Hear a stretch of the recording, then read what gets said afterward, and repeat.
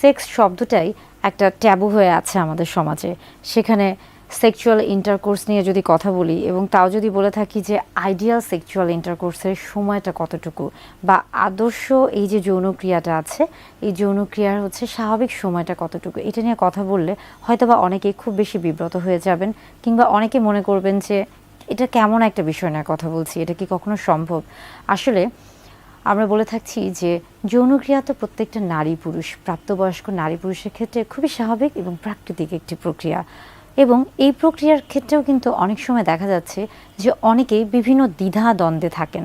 অনেকেই হচ্ছে আমাদের সমাজে এমন অনেকেই আছেন যারা এটা নিয়ে কথা বলতে চান না, আবার অনেকে আছেন যখন তারা কথা বলছেন তখন সেখানে একটা কেমন জানি একটা বিরূপ মনোভাব নিয়ে কথা বলে থাকেন, হয়তোবা একটু কেমন জানি খোঁচানো একটা স্বভাব নিয়ে কথা বলে থাকেন। যেমন অনেক পুরুষদের ক্ষেত্রে দেখা যায় যে তারা যখন হচ্ছে তাদের বন্ধুবান্ধব বা আপনজনদের সাথে এই ধরনের কথাগুলো বলে থাকেন, তখন একজন আরেকজনকে খোঁচা দিয়ে বলেন যে তিনি তো অনেক লম্বা সময় ধরে সহবাস করেছিলেন,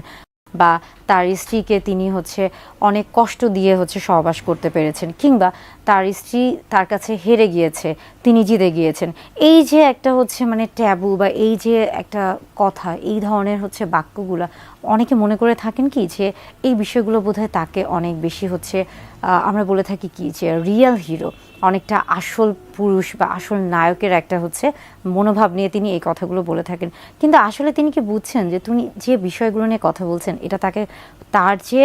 বিবেক বা তার যে মনুষ্যত্ববোধ, এটা কতটা হচ্ছে নিচু মন মানসিকতার, কিংবা তিনি কোন বিষয়গুলো নিয়ে কথা বলছেন এটা কি তিনি আসলে বুঝতে পারছেন? কারণ এটা তো তার আসলে ব্যক্তিগত বিষয়। তাহলে কেন তিনি তার ব্যক্তিগত বিষয় নিয়ে আরেকজনের সাথে সমালোচনা করছেন বা আলোচনা করছেন, এবং কেনই বা তিনি আরেকজনের কাছে তার স্ত্রীকে ছোট করছেন? আচ্ছা, মূলত সহবাসের ক্ষেত্রে যে আদর্শ সময়টিকে বিবেচনা করা হয়ে থাকে তার আগে বলবো যে একটি গবেষণা করা হয়েছে, এবং সেই গবেষণায় প্রায় 500 দম্পতির উপর গবেষণাটি চালানো হয়ে থাকে, এবং সেখানে দেখা যায় যে প্রত্যেক দম্পতির ক্ষেত্রে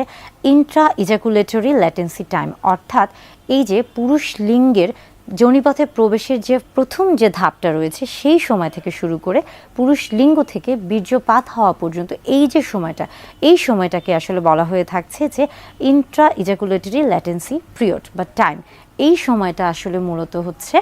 এক এক দেশে এক এক রকম, এবং এটা নির্ভর করছে বেশ কিছু বিষয়ের উপর। যেমন ধরুন যে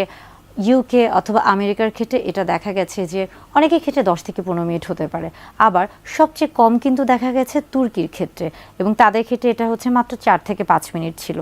তবে আমাদের এশিয়া মহাদেশের ক্ষেত্রে এটা কিন্তু গড়ে 5 থেকে সর্বোচ্চ 7 মিনিট হয়ে থাকে। অর্থাৎ এই যে আদর্শ সময়টা সহবাসের ক্ষেত্রে, এই যে সময়টা, এটা হচ্ছে এক এক দেশের ক্ষেত্রে এক এক রকম হয়ে থাকে, এবং এটা কিন্তু আসলে শুধু দেশ না, এটা কিন্তু হচ্ছে ভৌগোলিক অবস্থানের উপর যেমন নির্ভর করছে, পাশাপাশি কিন্তু একজন মানুষের শারীরিক মানসিক অর্থাৎ স্বাস্থ্যগত যে অবস্থা সেটার উপরও নির্ভর করছে। ধরুন একজন অনেক বেশি হচ্ছে রোগে আক্রান্ত এবং অনেক ধরনের ওষুধ খেয়ে থাকছেন, কিংবা তিনি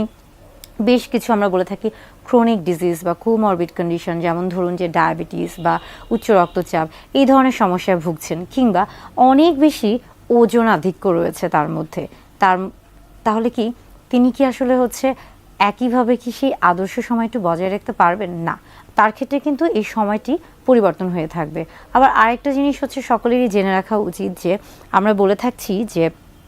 1 মিনিটের আগে যদি বীর্যপাত হয়ে থাকে তাহলে সেটা দ্রুত বীর্যপাত হয়ে থাকে, কিন্তু এই 1 মিনিটের পরে যদি কারো বীর্যপাত হয়ে থাকে এবং এই বীর্যপাতের ক্ষেত্রে নারী পুরুষ অর্থাৎ স্বামী স্ত্রী উভয়ে যদি তারা যৌন তৃপ্তি লাভ করে থাকেন তাহলে এটা কিন্তু তাদের জন্য আদর্শ সময়। অর্থাৎ ওই যে আমেরিকা বা ইউকে বা তুর্কি বা এই যে এশিয়া মহাদেশের এই যে সময়টা, এটার সাথে আসলে কখনো নিজেকে মেলাতে যাবেন না। আপনার এবং আপনার সঙ্গীর যে সময়টা, এই সময়টা আসলে আপনারা দুইজন সঠিকভাবে উপভোগ করতে পারছেন কিনা, এবং সেখানে আপনাদের অর্গাজম হচ্ছে কিনা, বা আপনারা সর্বোচ্চ যৌন তৃপ্তি লাভ করতে পারছেন কিনা, বা আপনারা হচ্ছে স্বাচ্ছন্দ্য বোধ করছেন কিনা, এটাই মূলত হচ্ছে আসলে আদর্শ সময়। এবং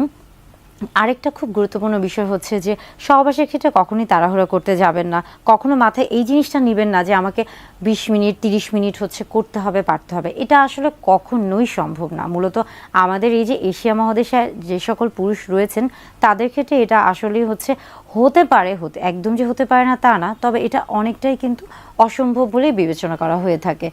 তাই সময়ের পিছনে আসলে না ছুটে সময়টাকে